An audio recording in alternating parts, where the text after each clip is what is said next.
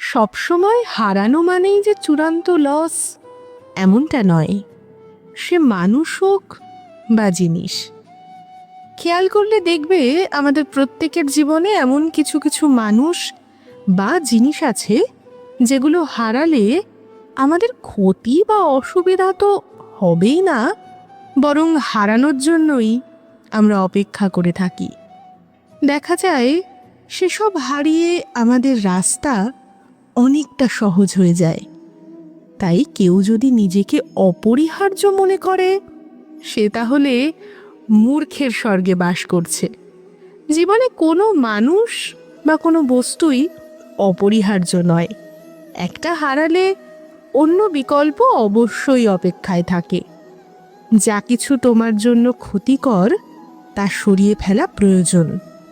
কিছু সময় আমরা যেমন পেয়ে সমৃদ্ধ হই, তেমনি কিছু কিছু মানুষদের হারিয়েও আমরা স্বস্তি পাই।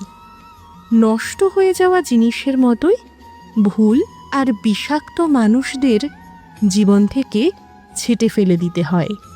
সেসব হারানো লস তো নয়ই, বরং তোমার জন্য বিরাট অঙ্কের একটা প্রফিট।